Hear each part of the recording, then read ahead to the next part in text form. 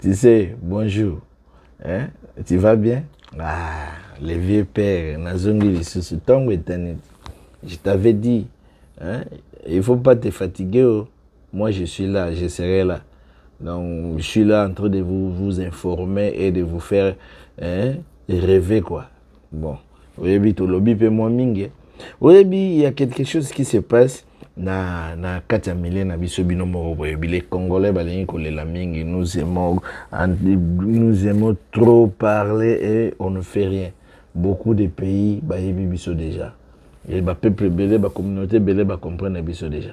Mais ici on parle de la musique hein, il faut pas oublier mais tu connais ça ba news sika kadenge zalaka pour ça la moi guetter na palais. Vous comprenez hein?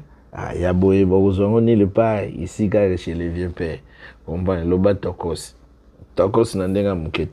Bon, et vous là, qu'est-ce que vous faites? Qu'est-ce que vous faites en fait? Moi, je ne comprends pas. Oh.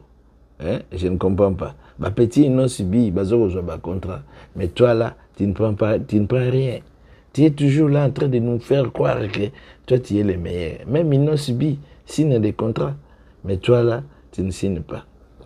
Ah, mais il y a quelque chose qui semble louche dans le journal lobby. Ils n'ont subi à Zaghi na Cotonou. À ça, ils content bien. Mais ils n'ont subi Pensongi à Petit. À Ebi Kofunda Congo, hein. Petit wana.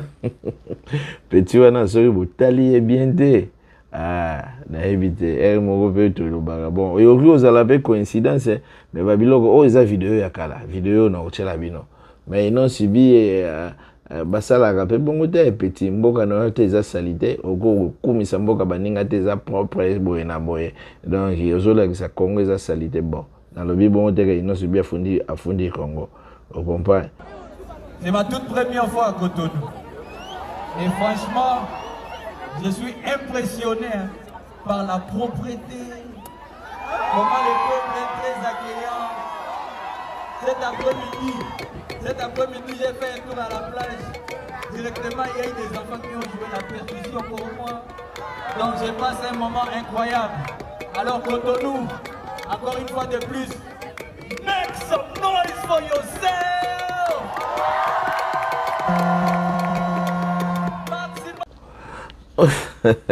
Ça, c'est Ino Sibi.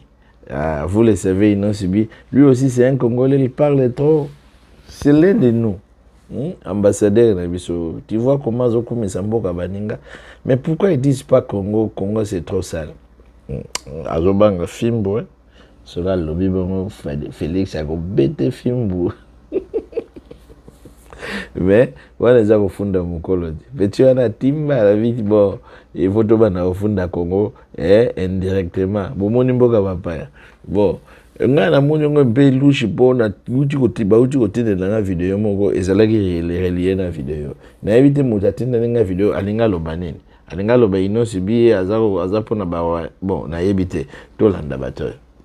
Kasongo yeye mobali nanga Kasongo monawiye songa libala Kasongo yeye Kasongo. Écoutez ça Kabasele. Yoka bien. Vous comprenez? Ah. Et vous aussi, écoutez ça. Ta toute dernière question. Bon, on est déjà habitué à cette musique de Kinshasa pour tout rejeter sur le Rwanda. Est-ce que comment expliquez-vous quand on voit les images de Kinshasa que vous connaissez il y a une trentaine, quarantaine d'années, quand on voit Kinshasa aujourd'hui avec des immondices en plein centre-ville, est-ce que c'est encore la faute du Rwanda qui est autant d'immondices en plein centre-ville? Si ce n'est pas la faute du Rwanda, ce sera la faute à l'ancien président Kabila ou la faute à la Constitution. Mais tout le monde image ils ont subi na kata Cotonou, ils ont subi coup de petit moké. Batu bazo yemba banzembo na. Ça fait plaisir hein. Tant OK ici quand moko boye, batu ba yemba banzembo. No musique soko zo beta n'époque lelo. Soko batu bazo yemba banzembo no de c'est cause nil. pour les réseaux sociaux comment ba challenge comment c'est-à-dire aux alaka na batu faut basa elo challenge et na concert no so comme na concert batu mukie bazoyemba batu bazoyemba te concert malili il faut te revoir peut-être aux na congélateur maudit. Ils ont dit que je ne pourrai jamais me marier. Maintenant, ça c'est quoi? Ils ont dit que villageois va jamais voyager. Maintenant, ça c'est quoi? Ils ont dit qu'on prendra jamais le pouvoir. Maintenant, ça c'est quoi? Applaudissez pour vous-même.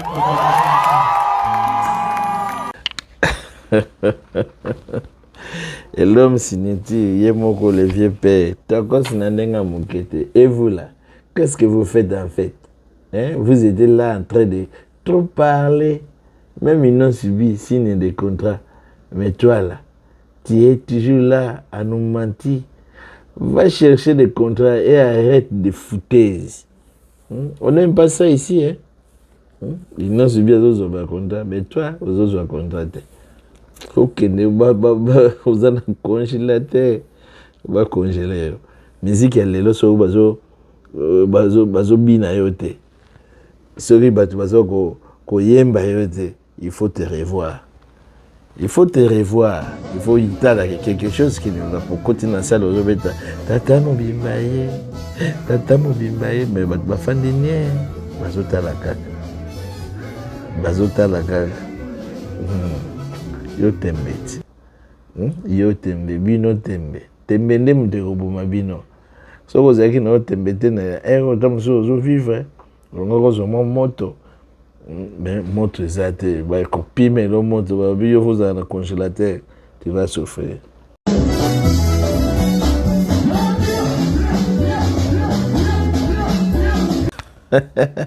Basala galiko pananganga te. Nganga lo baga vérité te. Yo gasi nganga kolinga ye vraiment yo leka yeti soki ndengene. Ako peso condition ya pasi po evige obanda kozonga toujours bonne panaye. Nganga so bosa dedi kelemba akolinga liebele ayaki na concert no moni atikela yo molili me ye wana ye moka zo ba contrat mukolo moko ta bengi yo akobenga yo te ti okota F victime basala ga likopana nganga te nganga akotika la nganga alobaka za na formé moko ya ye moko donc ngaye Kabasele azonyo kwa madang na minute yo tala na minute yo ba star tout bazalaki lobby pas ba star ba mso ba star ba vedette pe bazalaki na Abidjan ba bengisi ba vedette tout kutu to monaki mwana biso Didi Stone bato bazolo bato balobi Didi Stone accueilli azoko présenter Fally banene nzoka obika congolais ndenga lobaka congolais lingi koloba na magambo ayebite c'est tout ba oya biso na ba kabaselwa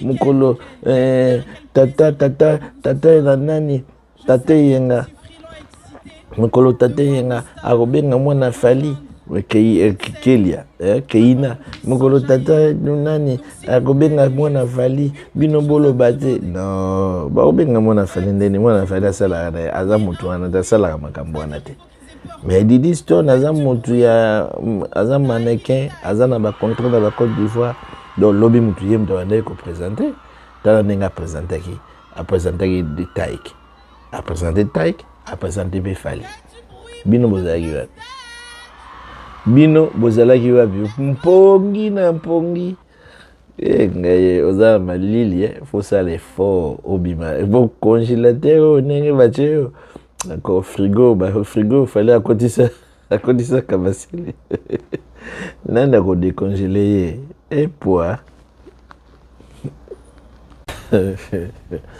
ba webige bat bazara na assurance mais assurance à aigle ya Fally mo bangisaka a trop siré. Alors, big Gabon, c'est soir. Voilà, je vais faire ce que la Fally. La Fally, fallait essayer que c'est soir. Na Gabon. Voilà, donc, na ebisa yo, ana mongo, wana mukonzaba, ana mongo, Fally. Talaga, bobo sanagate Fally aza empereur. Au moment, na tango kala, natanga kala so ba pesi yo oza nkumu so ba pesi yo na oza nkumu ya yeloko moko boye ndenge ezali ne ba introniser ki wana chef ya ba ana mongo nyonso, c'est-à-dire aza empereur aza lokola roi bino kasi ba empereur siko na bamboka ezalaka na bamboka neti ne Equateur ben tana ba bandundu ba biloko na ezalaka omona mutu zwa koya mokonza mboka sa mona kiyo deja mokonza mboka sa mona kiyo ava yo koma sa mona kiyo po Kofi linga te Kofi paza ana mongo oyebiti Kofi paza ana mongo po yaza kutaba ya nini kuna na evite ba kula kota kula ba kula pe ka ba mongo tibangala ka bangone zo ba ana mongo donc mukonzi na bango siko ofali tala assurance azanango lelo ce soir donc pourquoi lelo et pour beaucoup sepela bo yoga musique ne musique ezokende kitoko donc bozana bino kimia bon fo mon avion au batindeli fali et mbadi ba avion wana est-ce na carrière ya faire ça mata déjà na avion privé ya yemo ko batindeli ya yemo na producteur ni